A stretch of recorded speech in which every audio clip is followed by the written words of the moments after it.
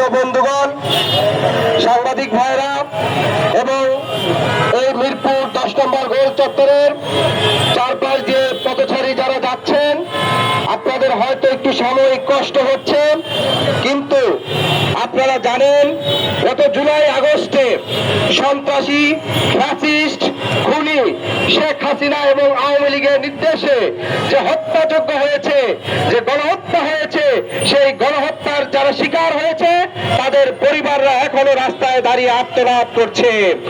আপনারা দেখতে পাচ্ছেন আমার বাম পাশে এখনো এক শহীদ সাইফুল ইসলামের মা, তার চোখ দিয়ে এখনো সেই অশ্রু ঝরছে। আজকে যদি আপনার পরিবারের কোনো সদস্য নিহত হতো, আপনি স্বাভাবিক জীবন যাপন করতে পারতেন না। আজকে আপনি চিন্তা করছেন, স্কুলে যাচ্ছেন আপনার দেরি হচ্ছে, কিংবা অফিসে যাচ্ছেন আপনার 5 মিনিট দেরি হচ্ছে, কিন্তু আপনি চিন্তা করেন একটি পরিবারের যে একমাত্র উপার্জনক্ষম থাকে সেই ব্যক্তি যখন এই খুনি হাসিনার ফ্যাসিস্টদের দ্বারা খুন হয়েছে, সেই পরিবারটির কি অবস্থা হয়েছে। আপনি চিন্তা করেন সেই ভাইয়ের কথা, যে ভাই এই আন্দোলনে চোখ হারিয়েছে, তিনি এই পৃথিবী আর দেখতে পাচ্ছেন না। আমরা জানি এই জুলাই আগস্ট অভ্যুত্থানে প্রায় 800-এর অধিক যোদ্ধা যারা তাদের চোখের দৃষ্টিশক্তি হারিয়েছেন, 20,000-এর অধিক সহযোদ্ধারা তারা পঙ্গুত্ব বরণ করেছেন এবং 2,000-এর অধিক শহীদ হয়েছেন। কিন্তু দুর্ভাগ্যজনক হলেও সত্য, এখন পর্যন্ত যে সরকার রয়েছে সেই সরকারের পক্ষ থেকে আমরা সুস্পষ্টভাবে যারা খুনি এবং যারা ফ্যাসিস্ট, যারা এই খুনের নির্দেশ দেওয়া ছিল, সেই খুনিদেরকে এখন পর্যন্ত গ্রেফতার করা হয় নাই। আমরা স্পষ্ট বলে দিতে চাই, বাংলাদেশের প্রত্যেকটি থানা উপজেলায় যেখানে আওয়ামী লীগ এবং এর অঙ্গ সংগঠন যুবলীগ ছাত্রলীগের সন্ত্রাসীরা এখনো প্রকাশ্য দিবালোকে ঘুরিয়ে বেড়াচ্ছে, তাদেরকে অতি দ্রুত গ্রেফতার করে বিচারের আওতায় আনতে হবে।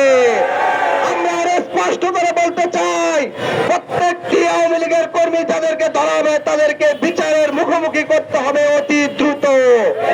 একই সাথে শহীদ পরিবার যাদের কাছে এখনো পর্যন্ত আর্থিক অনুদান পৌঁছায়নি, আপনারা তাদের বাড়ি বাড়ি গিয়ে তাদের সেই অনুদান পৌঁছে দিবেন। একই সাথে যারা এখনো চিকিৎসারত অবস্থায় আছে বিভিন্ন মেডিকেল কলেজ ও হাসপাতালে, তাদের পূর্ণাঙ্গ চিকিৎসার দাবি করছি। প্রিয় উপস্থিতি, আপনারা জানেন যে গত 3 দিন আগে চট্টগ্রামের হাইকোর্টে অ্যাডভোকেট সাইফুল ইসলামকে কিভাবে প্রকাশ্যে দিবালোকে ইসকনের সন্ত্রাসীরা হামলা করে খুন করেছে। আমরা স্পষ্ট বলতে চাই, এই হামলার সাথে যারা জড়িত তাদের প্রত্যেককে অতি দ্রুত ধরে বিচারের আওতায় আনতে হবে। বাংলাদেশ একটি শান্তিপ্রিয় এবং সম্প্রীতির দেশ। এখানে প্রত্যেকে হিন্দু, মুসলিম, বৌদ্ধ, খ্রিস্টান নেই, প্রত্যেকে কিন্তু আপন ভাইয়ের মতন পাশাপাশি থেকে কিন্তু বসবাস করে। কিন্তু আমরা দেখতে পাই যে ফ্যাসিস্ট খুনি আওয়ামী লীগ তারা এদেশে বারবার ষড়যন্ত্র করে রাষ্ট্রকে অশান্ত করার চেষ্টা করছেন। তারা কখনো সনাতন ধর্মীদের যৌক্তিক দাবির ভিতর ঢুকে তারা সাবোটেজ করছেন, কখনো তারা শিক্ষার্থীদের, রিক্সা চালকদের আন্দোলনের মধ্যে ঢুকে তারা নাশকতা করছেন। এর কি কারণ?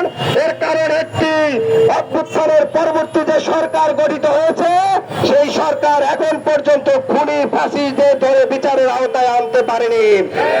আমরা বলতে চাই, আজকের এই মিরপুরের যে জাতীয় নাগরিক কমিটির আয়োজনে বিক্ষোভ সমাবেশ হয়েছে, মিরপুর 11 সিটি ক্লাব থেকে বিক্ষোভ মিছিলটি শুরু হয়ে মিরপুর 10-এর গোল চত্বরে সংক্ষিপ্ত সমাবেশের মাধ্যমে শেষ হবে।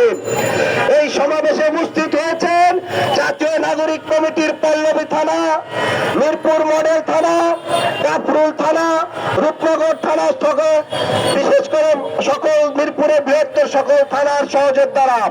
একই সাথে এখানে উপস্থিত ছিলেন শহীদ শাহরিয়ার হোসেন আলমীর পরিবার, শহীদ সাইফুল ইসলাম, শহীদ সাইদুল ইসলাম, শহীদ মেহরুন্নেসা, শহীদ সিফাত সহ অন্যান্য শহীদ পরিবারের সদস্যরা। আমরা স্পষ্ট বলতে চাই, এই শহীদ পরিবাররা এখনো কিন্তু রাস্তায় আসছে তাদের ছেলে, সন্তান, স্বামী খুন হওয়ার বিচারের দাবিতে।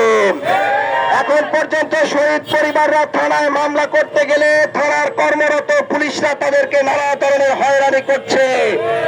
আমরা এই আইন শৃঙ্খলা বাহিনীর সদস্যদেরকে স্পষ্ট বলে দিব, আপনাদের মধ্যে যারা সরাসরি হত্যার সাথে জড়িত ছিল তাদেরকে আপনারা খুনি হিসেবে চিহ্নিত করে আইনের হাতে তুলে দেন। তাদের সাথে আপনারা একই থানায় তাদের সাথে একই সাথে আপনারা চাকরি করতে অস্বীকৃতি জানান, অন্যথায় তাদের দায়ভার কিন্তু আপনাদের উপরে পড়বে। আজান হচ্ছে 1 মিনিট, আমরা 1 মিনিটে শেষ করে ফেলছি।